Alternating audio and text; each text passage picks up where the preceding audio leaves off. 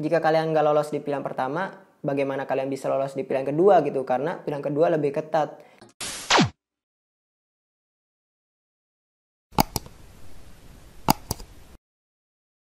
Oke guys, balik lagi bareng Didik Rahmadi, dan di video kali ini aku bakalan ngasih tahu kalian cara prioritaskan jurusan atau cara kalian memilih jurusan di SIMAK UI 2020. Tapi sebelum kita lanjut ke videonya, kalian jangan lupa like dan subscribe dulu video ini dan nyalakan notifikasinya agar kalian tidak ketinggalan informasi menarik dari channel ini. Oke, dan di sini aku bakalan ngasih tahu kalian tentang cara kalian memprioritaskan jurusan di SIMAK UI 2020. Karena di SIMAK UI 2020 ini lumayan besar sih peluang kalian buat lolos, karena di S1 regulernya saja itu peluang lolosnya itu ada 50% dari total keseluruhan dari satu jurusan yang kalian daftar gitu. Jadi lumayan besar sih. Dan di SIMAK UI kalian tuh bisa daftar maksimal 6 jurusan. Jadi lumayan banyak dari SN atau SBM yang kalian bisa cuma pilih 2 jurusan saja. Tapi di SIMAK UI kalian bisa milih maksimal 6 jurusan dengan ada syaratnya gitu ya. Dan contohnya seperti gini ya. Misalnya kalian tuh daftar di SIMAK UI 6 jurusan atau 6 pilihan kalian. Itu contoh pilihan tuh seperti ini. 3 reguler dan 3 paralel. Kemudian 3 reguler, 2 paralel dan 1 vokasi, 2 paralel, 2 reguler dan 2 vokasi. Jadi seperti itu ya contohnya, contoh pilihan ketika kalian mendaftar di SIMAK UI. Tapi itu batasnya di setiap jalur itu, di reguler atau paralel itu kalian maksimal itu milih 3. Jadi yang seperti yang tadi di 3 reguler dan 3 paralel. Jadi kalau 4 reguler dan 2 paralel itu nggak boleh. Jadi maksimal 3 ya di setiap program. Nah, mungkin kalian yang belum tahu apa sih beda dari reguler dan paralel itu sendiri. Nah, di sini aku bakalan kasih tahu kalian dulu apa beda dari reguler dan paralel itu sendiri. Oke, yang pertama kita ke perbedaan secara umumnya dulu. Di reguler itu tahun masuknya kalian misalnya sekarang di SIMAK UI 2020. Jadi kalian yang bisa daftar itu hanya yang berasal dari tahun 2018, 2019, dan 2020 atau yang 3 tahun lah seperti itu. Nah, sedangkan kalau yang paralel itu kalian nggak ada batasan umur gitu. Jadi kalian mau dari tahun 2014, 15, dan 16 tuh kalian bisa daftar di SIMAK, tapi kalian ngambil yang paralel. Nah, itulah beda pertamanya. Kemudian yang kedua dari segi biaya kuliah ya. Dari segi biaya kuliah itu beda antara reguler dan paralel. Biasanya anak reguler itu lebih murah daripada yang paralel. Jadi kalau di reguler itu kalian tuh bayar maksimalnya itu untuk Saintek itu 7,5 juta dan Soshum 5 juta itu maksimalnya. Atau bisa dibilang itu ada metode pembayaran BOPB atau berkeadilan. Itu sejenis kalian tuh bisa kayak mengajukan biaya pendidikan kalian sesuai dengan kemampuan orang tua kalian. Sedangkan kalau di paralel itu kalian nggak bisa yang namanya milih BOPB. Tapi kalau di paralel itu kalian harus memilih namanya BOPP atau pilihan. Itu maksimal itu minimal di Sainteknya itu 10 juta dan minimal di Soshumnya itu 7,5 juta. Jadi lebih mahal dari yang reguler. Jadi itulah bedanya dari segi biaya pendidikan di reguler dan paralel. Dan untuk kalian yang memilih paralel, kalian harus benar-benar memastikan kondisi keuangan kalian stabil ya selama kalian berkuliah jika kalian memilih program yang paralel. Jadi seperti itu perbedaan yang kedua. Kemudian yang ketiga itu dari segi waktu perkuliahannya. Tapi ini beda-beda sih di setiap fakultas dan setiap jurusan. Biasanya anak reguler itu kuliah dari jam pagi sampai siang atau pagi sampai sore gitu. Sedangkan kalau di anak paralel itu mereka kuliah dari siang sampai dengan sore atau dari siang sampai dengan malam gitu. Tapi ini bisa berubah-ubah sih, nggak semua paralel dari siang juga, bahkan ada juga yang pagi seperti itu guys. Jadi masih tentatif sih antara perkuliahan pagi dan siangnya. Oke, mungkin itu aja sih perbedaan dari reguler dan paralel. Dan satu lagi di Universitas Indonesia tidak semua jurusan atau fakultas itu ada yang program paralel. Jadi ada juga yang nggak ada paralelnya gitu, seperti di keperawatan, di kesehatan masyarakat, di kedokteran gigi, itu mereka nggak punya paralel. Ada juga yang punya ekstensi seperti itu. Buat yang ada paralelnya sih seperti Fakultas Hukum, FISIP, Fakultas Ekonomi, itu biasanya mereka membuka jalur yang paralel seperti itu guys. Jadi kalian sebelum memilih jurusan di SIMAK, kalian lihat-lihat dulu apa sih jurusan yang ada paralelnya. Kalian tuh bisa lihat daftar program studi di penerimaan.ui.ac.id.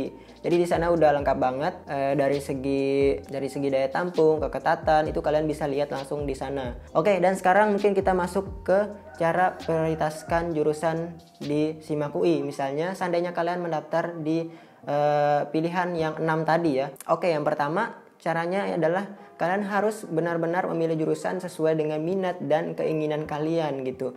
Kenapa kayak gitu? Karena kalian tuh kuliah selama kurang lebih 4 tahun dan gimana caranya kalian gak bosan dengan jurusan tersebut? Maka kalian dari pertama emang harus benar-benar minat dengan jurusan yang kalian pilih di pilihan pertama. Seperti itu guys. Jadi cara pertama sih kalian harus benar-benar memilih jurusan sesuai dengan keinginan kalian. Jangan sampai tuh kalian kayak ikut-ikutan gitu, kayak milih jurusan ini karena teman kalian memilih jurusan seperti itu gitu, dan karena jurusan itu keren, mungkin kalian tuh milih jurusan itu. Jangan seperti itu. Jadi kalian tuh harus benar-benar memilih sesuai dengan minat dan keinginan kalian tuh dari awal.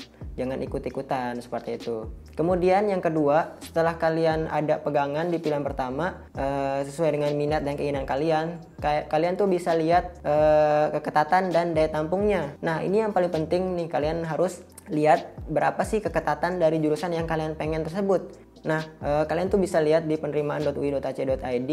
Misalnya nih di vokasi itu ada 13 jurusan. Kalian tuh bisa lihat di sana. Yang pertama kalian bisa lihat di sini administrasi, asuransi dan aktuaria. Itu daya tampungnya cuma 33 orang dan keketatannya 10,10%. Jadi kalian perhatikanlah daya tampung dan keketatannya. Seperti itu guys, cara yang kedua.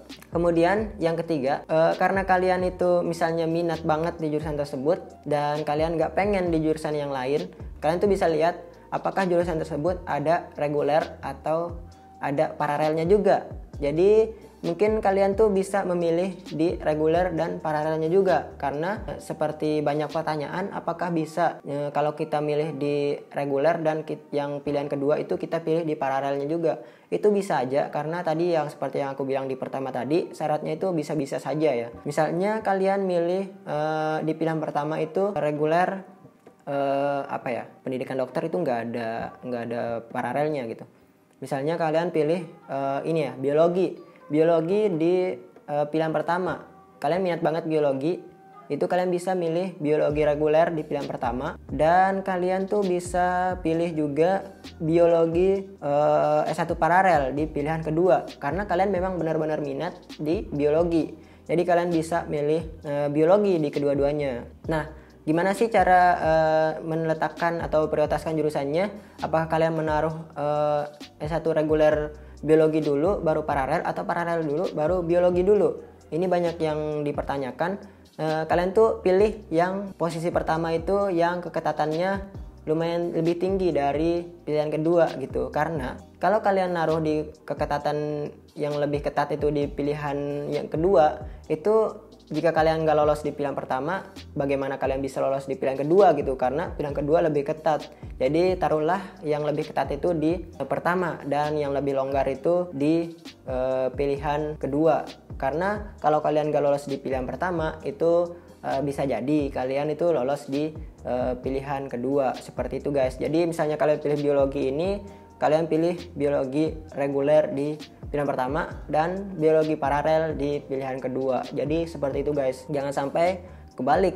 Karena kenapa harus reguler di pertama? Karena reguler tuh daya tampungnya kalian bisa lihat itu, misalnya biologi itu daya tampungnya 50 dan keketatannya 2,2%. Sedangkan kalau di biologi paralel itu daya tampungnya cuma 20 dan keketatannya 4,70%. Jadi ya kalian tuh peluangnya kalian tuh lebih besar karena ya tadi daya tampungnya lebih banyak. Dan selain itu, kenapa reguler lebih banyak peminatnya? Ya tadi karena biayanya juga lebih murah daripada paralel.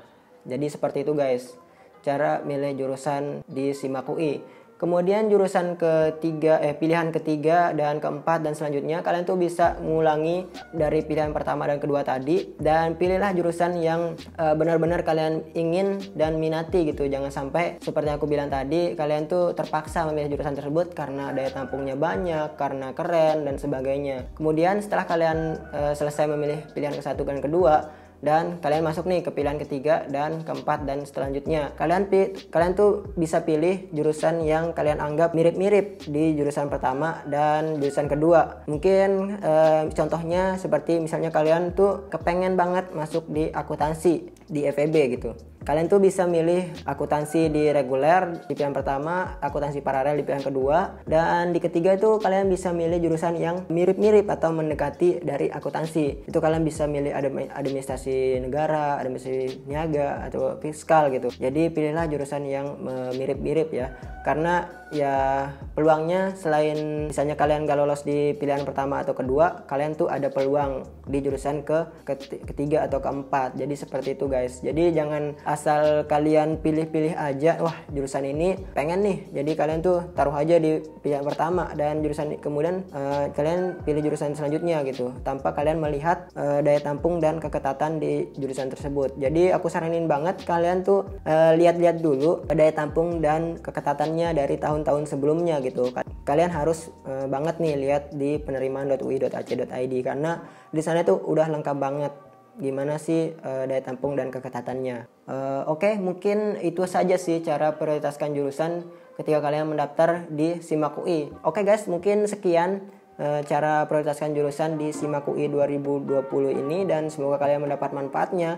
Dan jangan lupa like dan subscribe, dan jangan lupa share ke teman-teman kalian yang membutuhkan informasi ini. Oke, dan thank you for watching and see you in the next video.